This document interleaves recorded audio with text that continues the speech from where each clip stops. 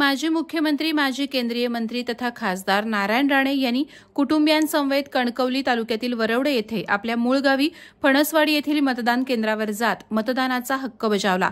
यावेळी त्यांच्यासोबत सौ नीलमताई राणे, सौ प्रियांका निलेश राणे, सौ ऋतुजा नितेश राणे, कुमार अभिराज निलेश राणे, कुमार निमिष नितेश राणे असा परिवार उपस्थित होता। या निवडणुकीत नितेश राणे, निलेश राणे दोघेही निवडणुकीच्या रिंगणात आहेत। कशा पद्धतीने वातावरण निवडणुकीचं आहे आणि काय सांगा? सिंधुदुर्गामध्ये कुठे येत आहे ते बघू। महाराष्ट्र विधानसभेच्या निवडणुकीसाठी मालवण कुडाळमधून निलेश राणे उभे आहेत।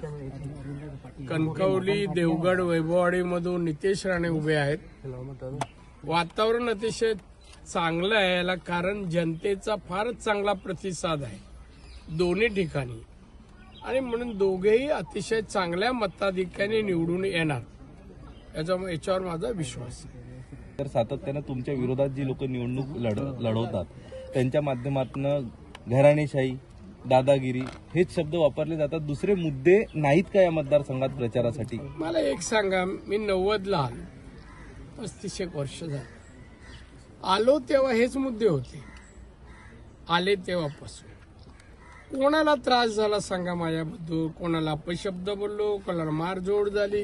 आता पण या निवडणुकीत मी 20 दिवस इकडे आहे, काय 20 दिवसात कोणाशीच माझा वाद नाही, काय नाही। एक तरी केस दाखल झाली का, FIR दाखल झाला का? नाही। हे विरोधक जे आहे ना, हे विरोधक माझ्या जवळ राहिलेले, माझ्या घरी खाल्लेले, ज्यांना मी घडवलं असेच विरोधक आहे, बाहेरचे कोण नाही आहेत। बाहेरचे विचार सगळे माझ्याशी चांगले आहेत, आणि त्याच्यामुळे हा विरोध हा द्वेषापोटी आहे, द्वेषापोटी आहे, राजकीय विरोध नाहीये। लोकांना, सगळ्या लोकांना मी इथे हवं आहे की त्यांना माहिती आहे विकास या माणसाशिवाय कोण करू शकत नाही, आणि त्यामुळे ही जलसी आहे, द्वेष आहे, त्याच्यामुळे हा विरोध आहे। या गेल्या मंत्रिमंडळात नितेश राणे यांचं मंत्रीपद जवळजवळ निश्चित झालं होतं, हुकलं होतं।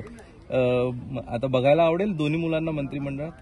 किती असा भाग्यवान दुसरा वडीलच नसणार, असूच शकत नाही, आणि मग खरंच पाहायला म्हणजे आनंद वाटेल। ईश्वराच्या कृपेने असं घडलं तर माझ्यासाठी चांगलं आहे।